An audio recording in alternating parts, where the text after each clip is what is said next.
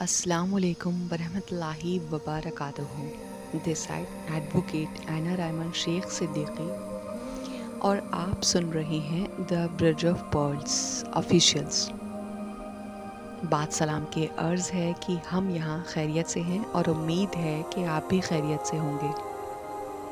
हमारी आज की बातचीत का मौजू है सीज़न 1 में the 7 wells of the souls में एपिसोड 5। एपिसोड 5 बात करता है पेन्स, वुंड्स और हिडन पेन्स के बारे में। क्योंकि हम जिस सीरीज़ में बात कर रहे हैं वो सीरीज़ बात करती है कि रब और उस बंदे के दरमियान के हिजाबात के बारे में, कि कब बंदे और रब के बीच में हिजाब बन जाते हैं। सो दैट अब तक हमने बात की थी गफलत के बारे में, नफ्स के बारे में, हुब के बारे में, कि हुब दुनिया यानी कि दुनिया से अटैचमेंट के बारे में, और फियर के बारे में। और आज हम बात करेंगे एक ऐसी वेल के बारे में जो अक्सर नज़र नहीं आता, क्योंकि ना तो वो चेहरे पर लिखा होता है और ना ही लोग आसानी से समझ पाते हैं। तो आखिरकार ये क्या है कि कभी कभी खुद इंसान भी नहीं समझ पाता है कि उसके अंदर कितना ज़्यादा दर्द छुपा होता है। सो दैट आज की वेल है हिडन वुंड्स के बारे में, यानी अंदर का ज़ख्म। कि सबसे पहले एक ये सवाल सामने आता है कि वुंड क्या है आखिरकार। जब हम वुंड सुनते हैं तो अक्सर फिज़िकल इंजरी के बारे में हमें सबसे पहले ध्यान आता है, या हम सोचते हैं कि कोई कट या ब्लीडिंग या कोई स्कार। लेकिन रूह और कल्ब के भी ज़ख्म होते हैं, उन्हें हम देख नहीं पाते, मगर वो इंसान की ज़िंदगी चला सकते हैं। जैसे एक बच्चा अगर बार बार रिजेक्ट हो जाए, अगर उसकी फीलिंग्स को डिसमिस कर दिया जाए, अगर उसको कंपेयर किया जाए, अगर उसकी इंसल्ट बार बार की जाए, अगर किसी के इमोशंस या इमोशनल नीड्स को कभी मीट ही ना हो, तो अंदर एक वुंड धीरे धीरे बनता रहता है और वो स्टोर होता रहता है। और वो वुंड हर विजिबल वक्त में ज़रूरी नहीं कि वो सामने आ जाए, यानी कि वो वुंड जो हर वक्त विजिबल नहीं है मगर वो बिलीव बन गया है। जैसे कि मैं इनफ नहीं हूँ, मुझे कोई चूज़ नहीं करेगा। जैसे ट्रस्ट कम डेंजरस है, लव पेन देता है। ये बिलीव बात में पर्सनली बन सकते हैं। साइकोलॉजी कहती है कि इंसान इवेंट से नहीं, इवेंट के मीनिंग से हर्ट होता है, यानी कि उसके अंदर हुई कैफियत इंसान के अंदर हमेशा के लिए स्टोर हो जाती हैं। अब जो इवेंट हुआ वो तो होकर गुजर गया और मेमोरीज इरेज होती चली गई।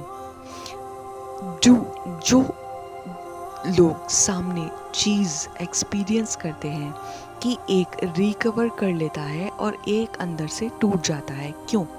क्योंकि वुंड जो है वो सिर्फ इंसिडेंट नहीं है, उस इंसिडेंट का इंटरनल मीनिंग भी होता है। अब जो है स्पिरिचुअल पॉइंट से अगर हम समझने की कोशिश करें या इसको समझें तो हिडन वुंड्स वेल कैसे बनते हैं, सो दैट कि जब अनरिजॉल्व पेन आपके परसेप्शन को डिसॉर्ट करने लगे, यानी कि तुम प्रेजेंट को पास्ट के लेंस से देखने लगो। ये एक सबसे बड़ी इम्पॉर्टेंट बात है, क्योंकि आप प्रेजेंट में ज़िंदगी जी रहे हैं और आपको प्रेजेंट में फ्यूचर के लिए ये देखना है कि कल आप क्या क्या काम करेंगे, ना कि ये कि मेरे पास्ट के अंदर ये काम इस तरह से नहीं हो सका तो शायद ये काम फ्यूचर में नहीं हो पाएगा। सो दैट तुम रिजेक्शन फील कर रहे हो और एक इंसान नॉर्मल बात करे कि कोई बाउंड्री सेट करे या तुम अबंडंट फील कर रहे हो, कोई डिसएग्री करे तो तुम अटैक फील कर रहे हो, यहाँ उन रियलिटी को फिल्टर कर रही है ये। क्योंकि कुरान हमें इंसान के कल्ब के बारे में बहुत बताता है कि कल्ब सिर्फ पंपिंग ऑर्गन नहीं है। कल्ब जो है वो एक परसेप्शन का मरकज़ है। जब कल्ब एक हेल्दी होता है तो इंसान क्लियर देख पाता है। जब कल्ब वुंडेड हो जाए तो इंटरप्रिटेशन डिसऑर्टेड हो सकती है और इसलिए तज़किया ज़रूरी है।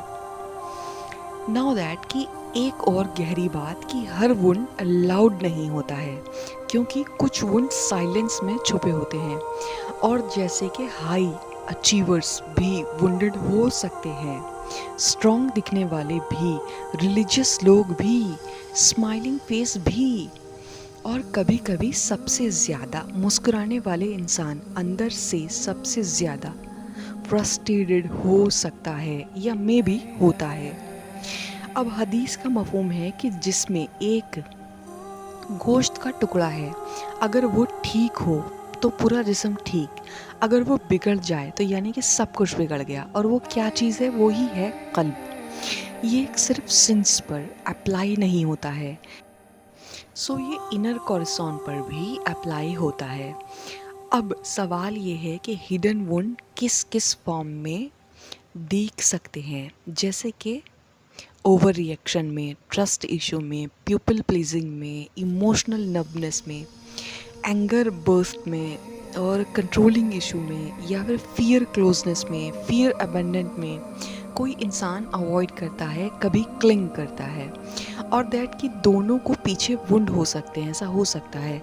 शैतान जो है वुंड्स को एक्सप्लॉइट कर देता है यहाँ पर, और वो विस्पर करता है आपके अंदर कि देखा सब वैसा ही हो रहा है ना, कि किसी पर ट्रस्ट मत करो, तुम कभी हील नहीं होगी, तुम ब्रोकन ही रहोगी। यहाँ होपलेस आती है, लेकिन इस्लाम होपलेस सिखाता ही नहीं है। शरीयत का रोल समझिए कि लोग समझते हैं कि शरीयत सिर्फ एक एक्सटर्नल लॉ है, और वो जो है ऐसा नहीं है। शरीयत हीलिंग स्ट्रक्चर भी है। अब नमाज जो है, जिस तरह से हमने प्रीवियस वीडियोस में बात की थी कि नमाज कल्ब को रिकनेक्ट कर लेता है, दुआ इनर पेन को एक लैंग्वेज दे देती है, सब्र जो है नर्वस सिस्टम को रेगुलेट कर लेता है, जिक्र जो है दिल की सॉफ्टनेस को और ज़्यादा बढ़ा देता है, और तौबा गिल्ट को क्लीन करके आपकी नई वायरिंग कर देती है। तसव्वुफ एक बहुत गहरी बात सिखा रहा है कि कभी अल्लाह वुंड को वेस्ट नहीं होने देता, कि कभी वही जख्म इंसान को रब तक ले आता है, और जो पेन तुम्हें तोड़ता दिखाई दे रहा है वो कभी कभी तुम्हें जोड़ने का सबब भी बन सकता है या बन भी जाता है। हीलिंग का मतलब पास्ट इरेज करना नहीं है। हीलिंग का मतलब है कि पास्ट को प्रेजेंट का रूलर ना बनने देना। अब वुंड जो है वो वीकनेस नहीं है, उन्हें डिनाई करना प्रॉब्लम है। क्योंकि आज खुद से पूछिए आप कि मेरे अंदर या मेरे रिएक्शन के नीचे क्या छुपा हुआ है, एंगर के नीचे क्या है, फियर के नीचे क्या है, कंट्रोल के नीचे क्या है, और क्या कोई पुराना दर्द है जो अभी भी आपके अंदर बोल रहा है लगातार। सो आज की मजलिस में इस तरह से हमने देखा कि unhealed wounds often speak louder than conscious word, यानी कि जब तक हिडन वुंड्स देखे नहीं जाते वेल बना रहता है, और जब इंसान करेज के साथ उन्हें देखता है तो वह हीलिंग शुरू हो जाती है, और वहाँ पर ये प्रॉब्लम का सॉल्यूशन क्रिएट हो जाता है। So that this episode is invitation to slow down, to feel, to observe, to acknowledge the pain you bore it. और because sometimes अल्लाह तक का सफ़र वुंड को डिनाई करने से नहीं, उसे रोशनी में लाने से शुरू होता है। सो दैट अस्सलामुअलैकुम वरहमतुल्लाहि वबरकातुहू। नेक्स्ट वीडियो में हम नेक्स्ट मौजू के साथ इंशाल्लाह आपसे फिर मुलाकात करेंगे। तब तक के लिए इस वादे के साथ कि आप अपना बहुत ख्याल रखेंगे। खुदा हाफिज़।